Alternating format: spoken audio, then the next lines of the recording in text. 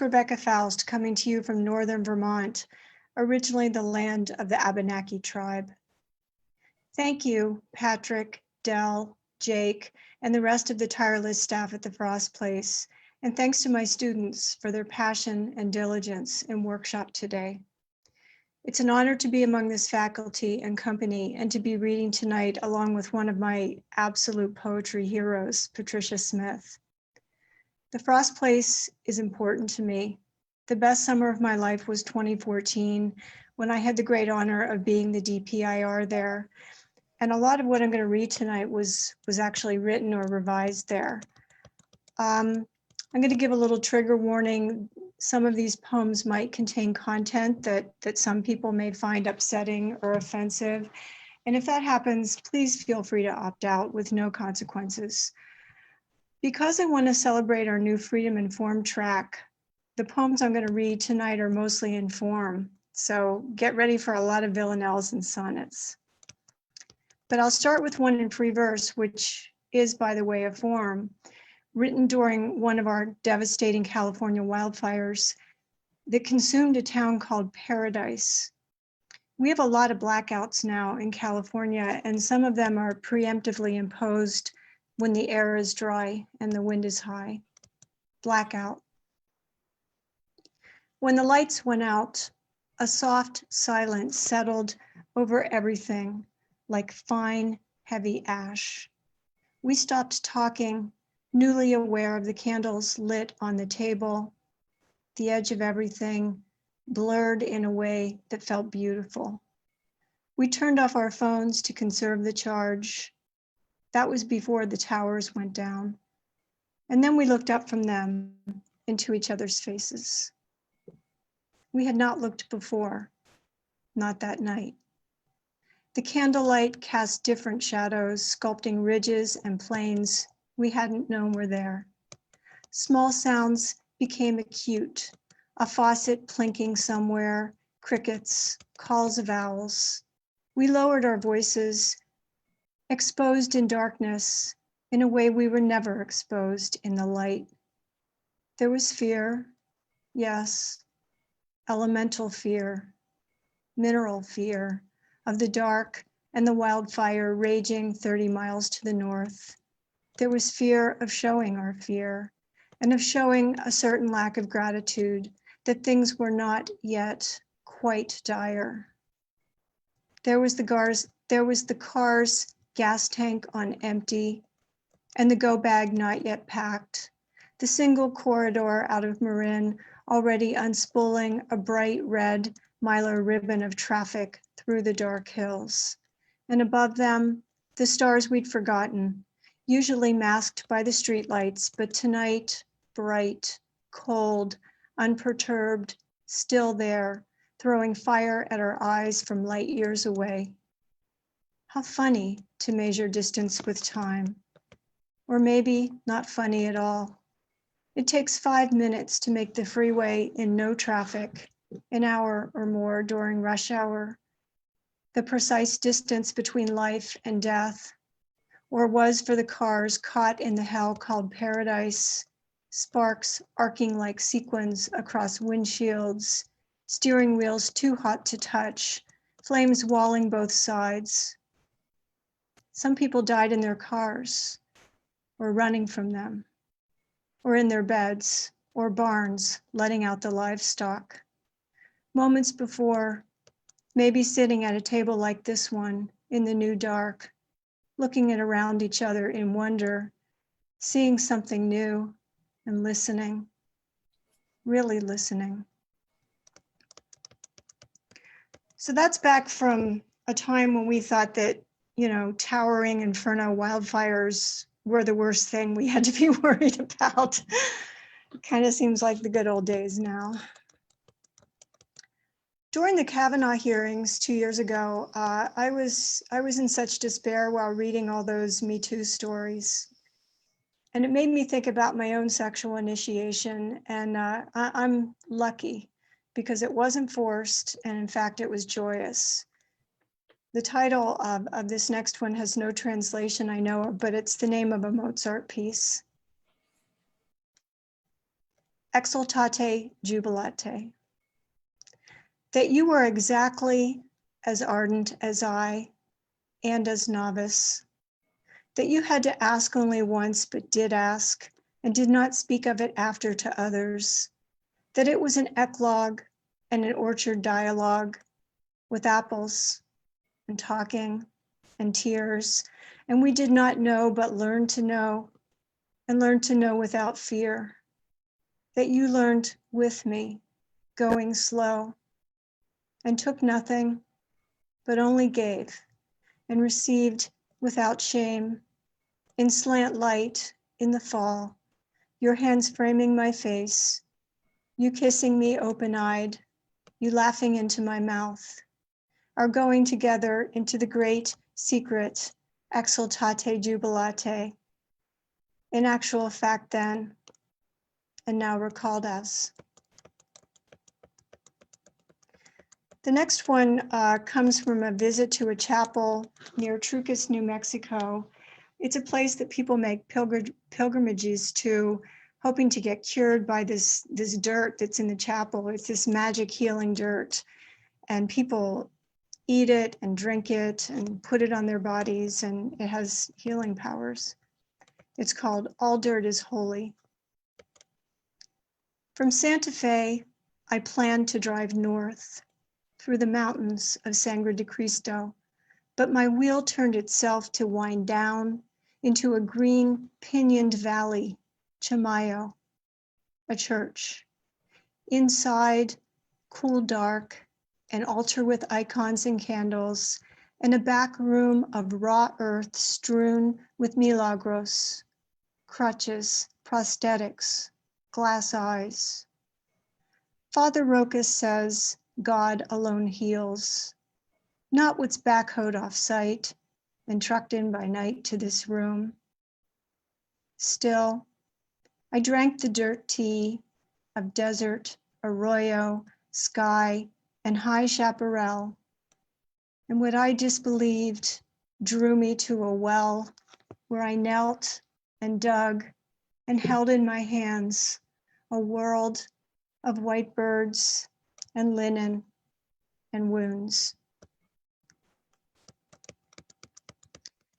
In a prior life, I was a criminal defense attorney, and one of my last clients was Luther Vandross, who'd been charged with vehicular manslaughter after he lost control of his car on Laurel Canyon Boulevard, which is a steep, winding street in LA, just thronged with olive trees and other kinds of trees. And sadly, his passenger died in that accident, and it was a tragedy, but the case that was brought was just a travesty.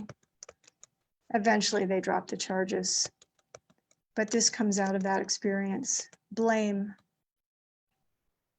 Blame the olive tree that dropped its great gout of dark fruit onto asphalt for the swerve and spin out etched in fresh virgin press.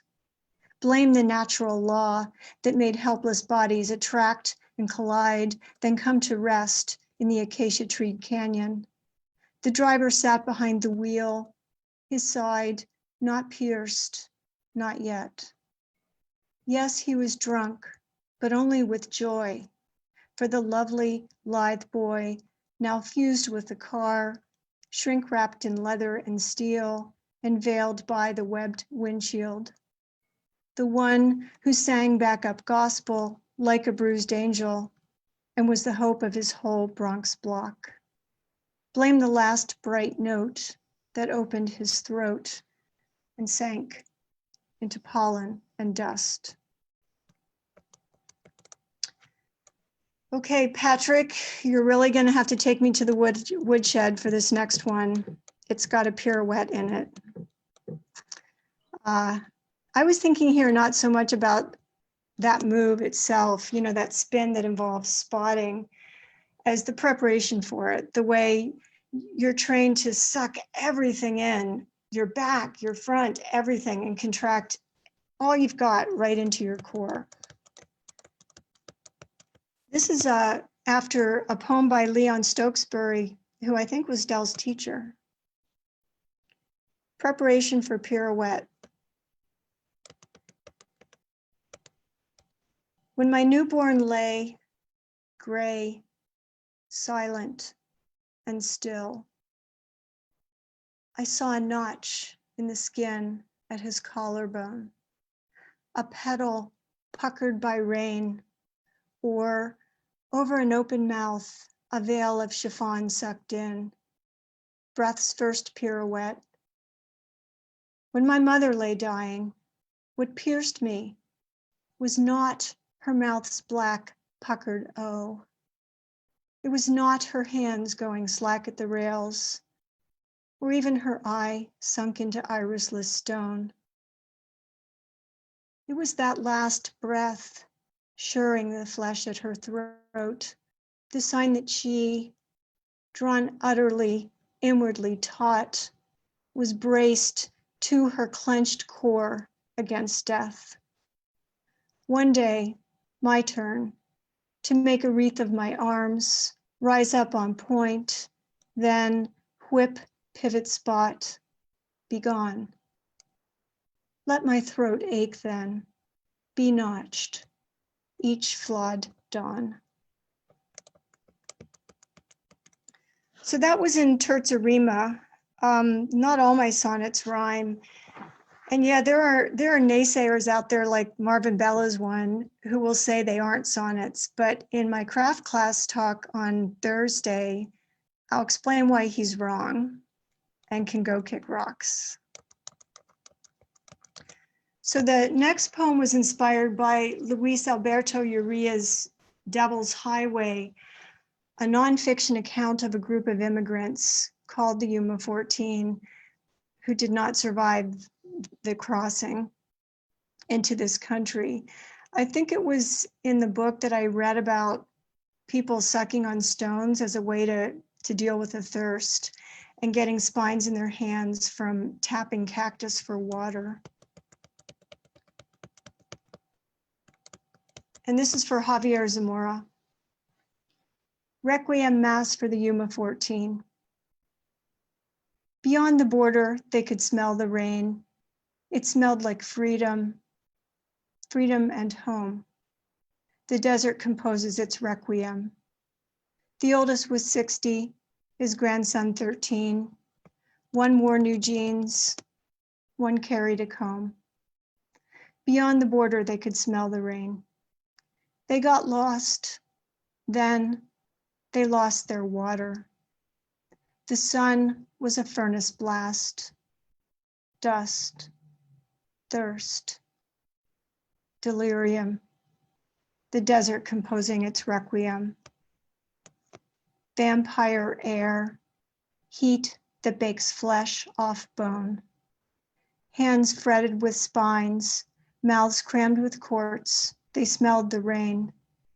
The boy dreamt saguaro was bread and the stones were stars. He heard tall, cool-winged seraphim rehearsing a requiem aeternum. He made a neat stack of his clothes, and at dawn he lay down. He burst like a ripe sunset, a plum. Beyond the border you can smell the rain. The desert composes its requiem. So in this next poem, also a villanelle, there's a reference to a child in a home. And that child was someone described by Temple Grandin's mother in her memoir. It was the mother's memoir called A Thorn in My Pocket. And that visit was one reason she put her foot down and refused to allow Temple to be institutionalized. This is for all the parents in arms who have kids on the spectrum. Gratitude. Our son speaks, and when we speak, he understands. Not like my friend's boy who taps the board behind his bed, sucking on both his hands, who taps the wood with his forehead, in a kind of Mandarin code. A light's gone underground.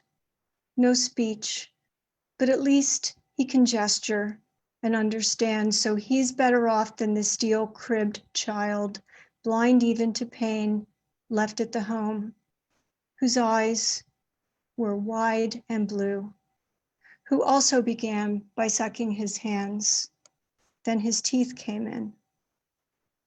What's left of his hands are mittened in gauze and bound to his side.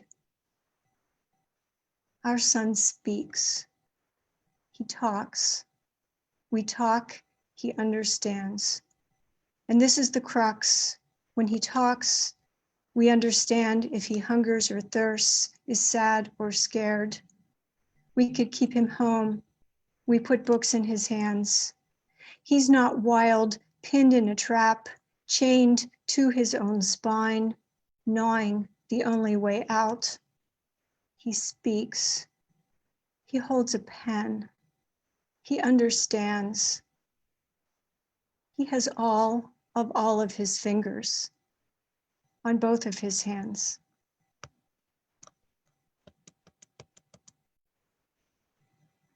The next two poems were inspired by a medieval poem by an anonymous writer called Dream of the Rood.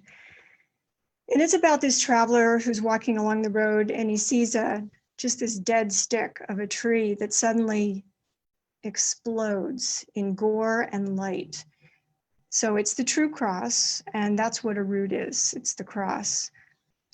I'm first generation college and grew up in Rust Belt, Pennsylvania, in a small town steeped in charismatic Christianity.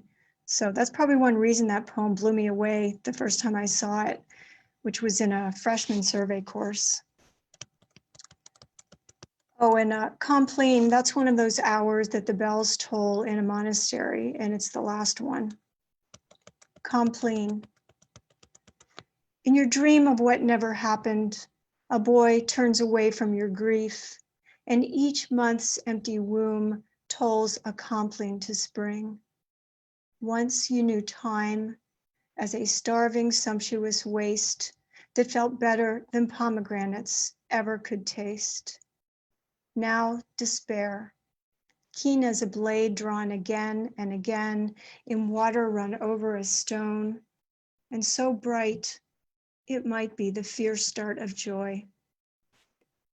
You see now what can't be seen by the young, the light cast by your own midnight, mud flats licked to a gleam by the neap tide, Gawain hewn, but still the tale's hero, the rood bleeding out into bloom, and you learn to love the world as it is, gorgeous in its mortal wound. So in the next one, you'll hear the word rood again, but in variant forms. Some are puns on the word.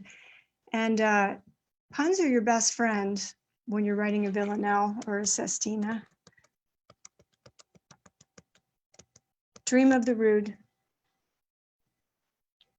You should follow your dream, whispered the rude young yoga instructor, earnest and bent on proving that pain could at its heart be good, and that I ached for more than this hardwood floor against my spine's misalignment.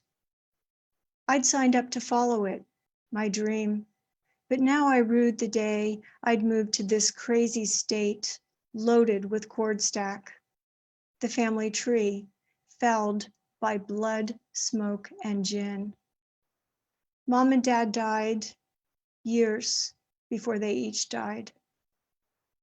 Light was divided from light in every small pane, so I went west. Burnt was the dream shape of home, root, shaft, and crossbeam.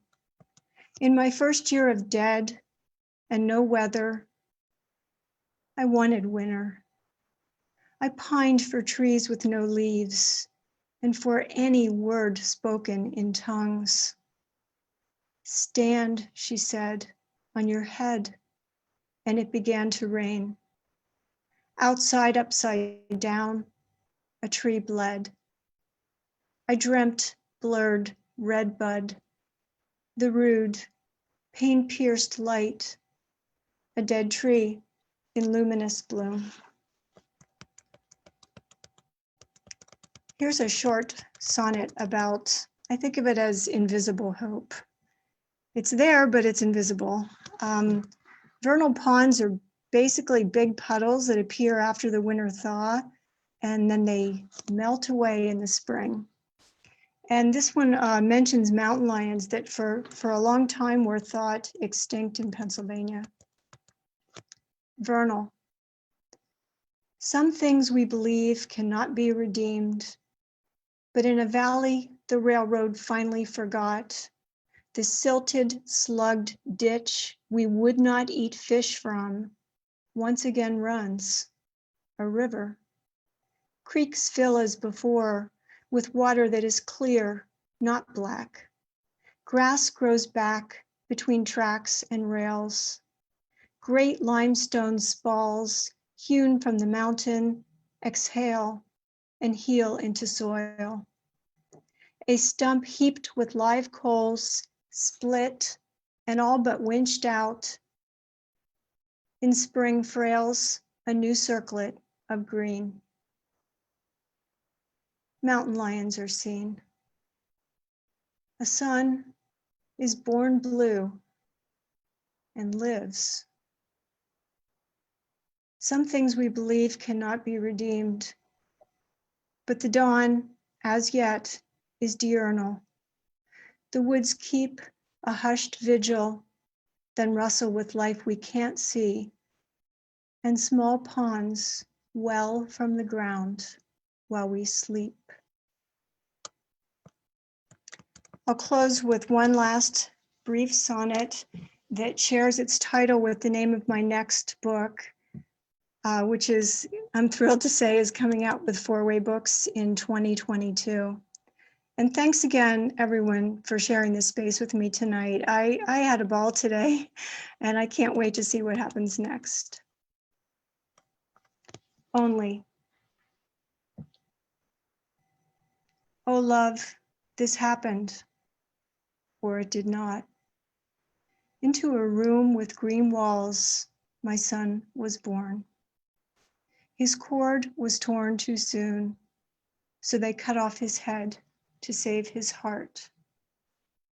He lay still for a long time. For a long time, there was no breath or cry. When finally he spoke the wide, whorled leaves of corn. He spoke the crickets in clusters beneath the sheaves. He sang the soil in. He sang the wind in the dune and the hush of ebb tide. Some say he died. Some say he died.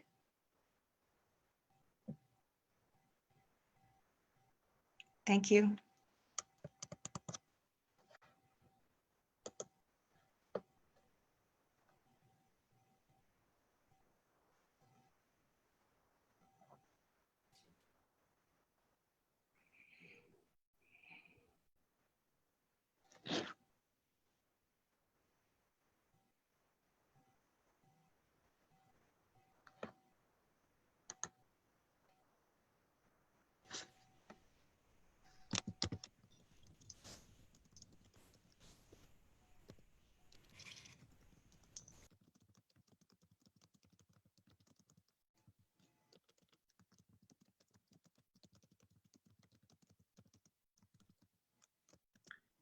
Hi. Hi, everybody. Hi. My name is Patricia Smith. I am really glad, Patrick, we seem to have been trying to do this for like years and years. And of course, the first time I can do it, here we are. Yay. I keep hearing stories about barn and leftover sausage and all that. And I guess I'll just have to do that another time.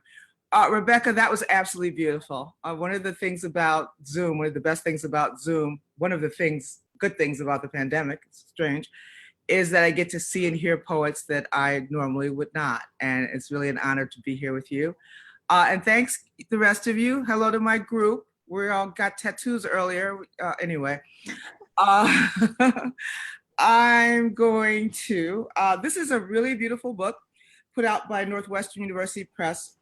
It's responses to the work of Romare Bearden called Bearden's Odyssey.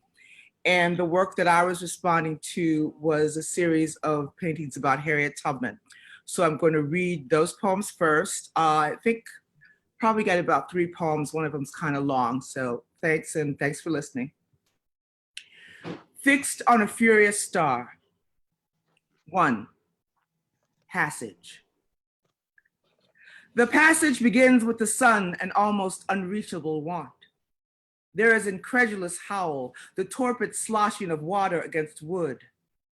Imagine a woman, ankles slow with dust and blood, her hair accidentally napped into impossible crown, breast low with friction and flow. She is crushed rigid against a bluing man, his chest pushed into the crook of her knees, his flat back hampering the breath of a child. From their days to these, the lapping water is bleak twist, metronome. The vessel creaks, rueful of the solid hum in its throat. The woman glorifies the last rasp of someone. The baby stops just short of her own machine. This is America, the new home. This glaring coax is the conjured open arm. Look close, look, there, look now, and rejoice. No one has lied to them. The sun is the same sun. 2. Auction. Our cries, ascending to ripple the work of the sky, are worth nothing. What muscle we keep is the stuff of kings. My womb garners pennies. My sister's left arm is a matter for discussion. It is decreed that my mother's gray body can thrust no more usable commerce into the world. His mouth pinned open, my brother's teeth are inspected like the teeth of a horse. One incisor, blaring with rot, is probed and pulled between a prospective buyer's pinched fingers. The blood pulls in the bowl of an eye. My father's flaccid penis is measured, recorded. I am him in that moment, fist tied tight, his worth decided in itches. My brother asked permission to spit his blood into the dust. Hearing its cue, our one heart begins its runaway beat, its show for the nice people. They clap crazily, the bidding roars. The heart is the first thing sold. 3. Instruction. Yes, no, lift, go there, fetch, sweep, breed, feed, lie there, now there, marry this, not him, bend, push, carry, wake up, cook, pick, don't ever shine, leave here, scrub, finish, sleep now, forget, remember, now move, faster, carry, harder, pick, stop sweating, drink, enough, bring me, cool me, lie with me, hard, don't speak, boil this, polish them, carry, push, hold this still, go get that, no, that, take this back, stand there, make this, close tight, too loud, much too soft, saddle him, sit down, don't move, now move, not there, there, now, call me master, again, be quiet, don't scream, don't ever scream, never out loud, not like that. 4. Birth. A cluttered name is a song sung behind the hands.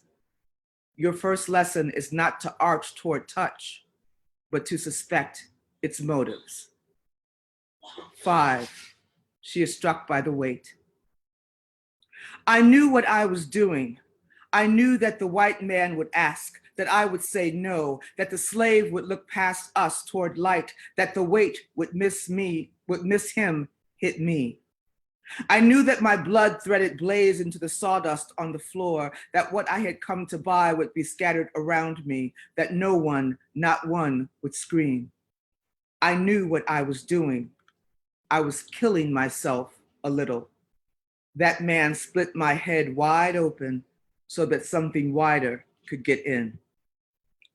6, unconscious. I am not dead. Believe that. Dead would feel weaker than this. Instead, my breath, reeking of coma, is unleashed weather in my center. God nudges me in this mud light, stuttering instruction that is secular and slant-rhymed. He makes no move to rouse me. I am not anything dead. I hear my mother's spittled string of prayer, her chained sisters ring my quilted pallet, building communal blood and wailed ballads. I hear the dwelling's wood swelling in mourning. I hear the hymn asking if I have spoken, eaten, if I will soon be well enough to stand upright again in a field. God rocks his robed hips to the hymns, touches my head, says, furious star. I don't understand him, but every night something takes hold in my legs. 7, she runs. Run, Araminta, break earth with your blind stride, birth thunderous vowels, run, boldly unbending, ghost child pounding a wrong song with God feet. Throw your head back, become the everything that nothing requires, flagrantly disappearing, all yourself in motion, bones clacking, pulse drumming staccato, all of you wild and rumble, except your eyes, solemn, raging pinpoints, fixed. Black dogs pounce, pounce, black men crouch, renounce, spit all over, everywhere. Whose blood, whose growl? This up against the wall hurts. This slap against the face stings. This hate in your eyes saddens us. This poison in you heats the air. This always running makes us tired. This big city seems not to know us. This foot in our hair is wrong. This country seems so small now. This poem will not rhyme. And yes, this gun is loaded. 8, free. What would it be like to not run? To simply stand in one place and be welcome and acknowledged there? How does it feel to stand still and be Black? Is there a life to be lived without an eye cast behind you, looking to catch those who would have you?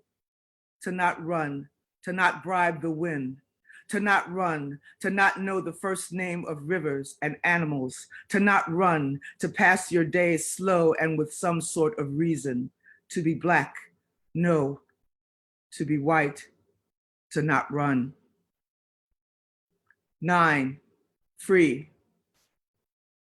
God has crucified himself at the level of our eyes. Do not pray to these buildings, the unclocked days, to this walking without thought. Don't be fooled into rendering this city holy. Do not pray to the absence of worry, to itching fields left behind, to the gone dogs. Pray instead to the first slave. 10, free.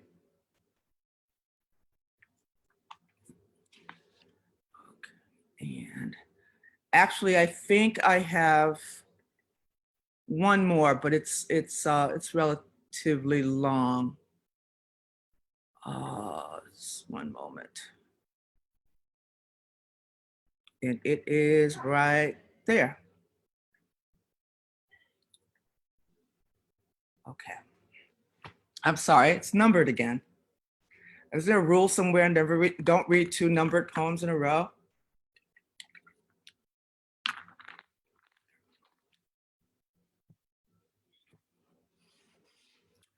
One, dear floaters, bloated kin, dear flooded necks, oh, I should stop. The title of this poem is Salutations in Search of. 1, dear floaters, bloated kin, dear flooded necks and reckless leapers manic for the flow. Though you are elegant in flight, your wrecks distress the ocean's floor.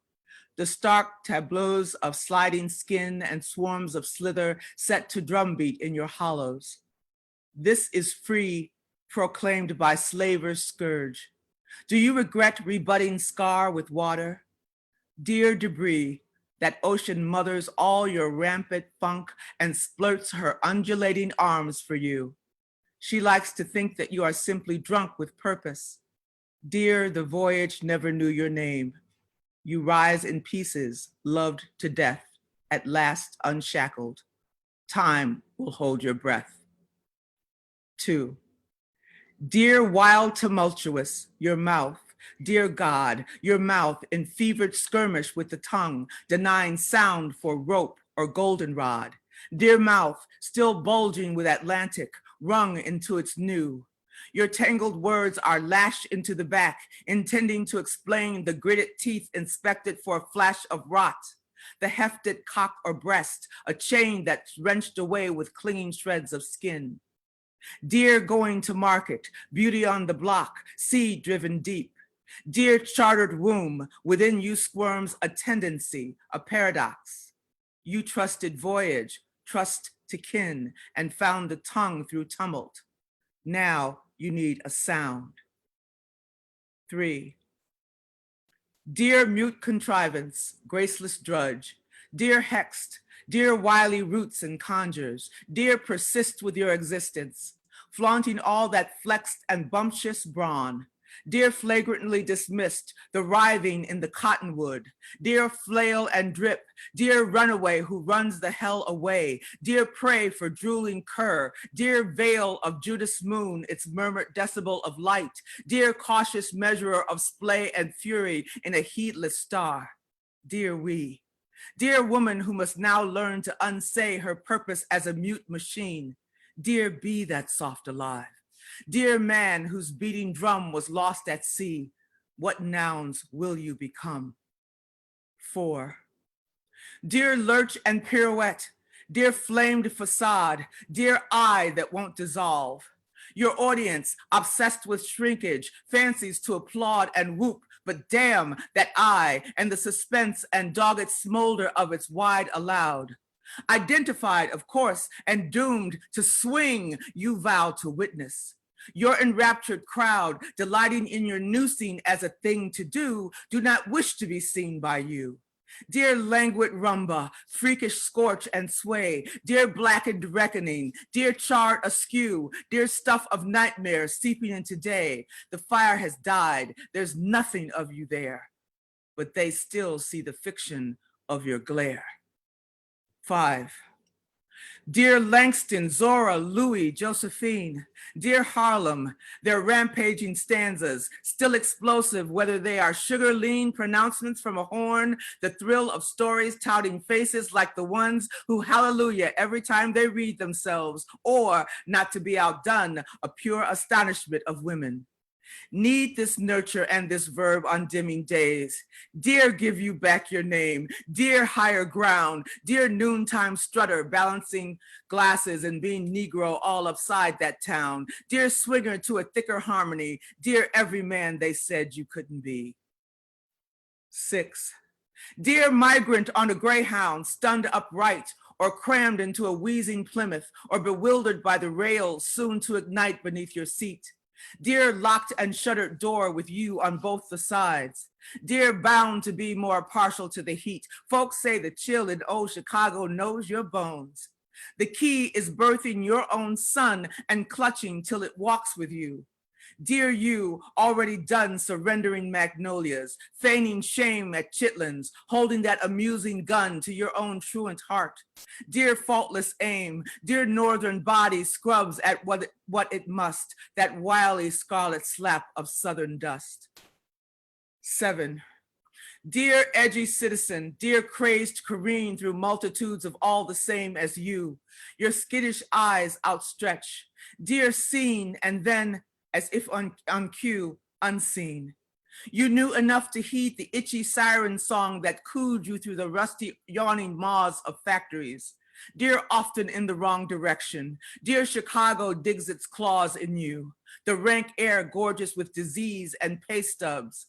Mayor Daley's startling swell, his pocked and blustered face an odd reprise of those you thought you left behind.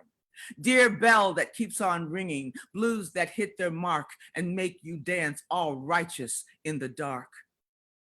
8.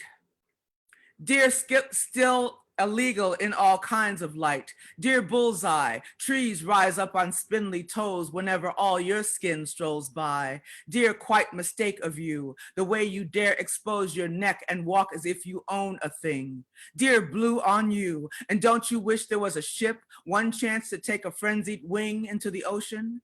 Nothing but the buzz of flashers pitting you against the past. Dear suicide, dear bullet in the back, dear in the headlights, you're not tagged to last until the morning. You are tagged to crack beneath their weight, and don't you dare believe that any one of them will let you breathe.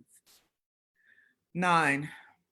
Dear George, Trayvon, Brianna, Bree, Tamir, Alashiana, Dominique, Jamel, Antonio, D'Angelo, Romir, Ashante, Botham, Terrence, John, Chanel, Stefan, Philando, Kentry, B, Laylene, Romello, Emmett, Eleanor, Monte, Janisa, Kiki, Alton, Mac, Francine, Tanisha, Eric, Dominic, Renee, Michelle, Elijah, Nia, Amadou, Akai, Monia, Cortez, Kentry, Sean, Alberta, Michael, Gabriella, Lou, Natasha, Brooklyn, Walter, Lee, Laquan, Ahmad, Mohammed, Elray, Aura, Shane, Rashard, Denale, Sandra, Oscar, Blaine. 10. Dear someone who woke up without a sun, dear damn the dawning, echoes of a knock with no boy crouched behind it, nothing done to fix it.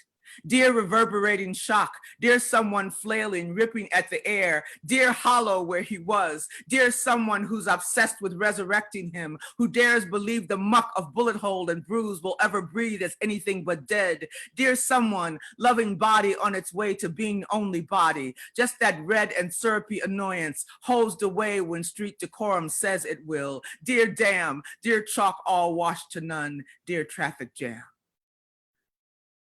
11.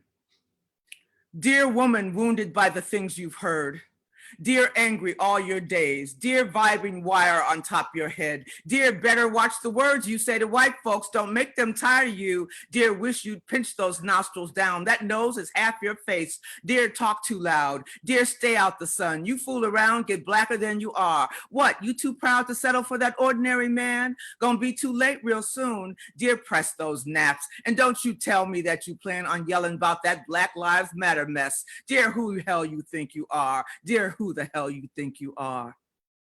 12. Dear someone who woke up without the sun and spun the blues, the singer moans so loud the record skips to save itself.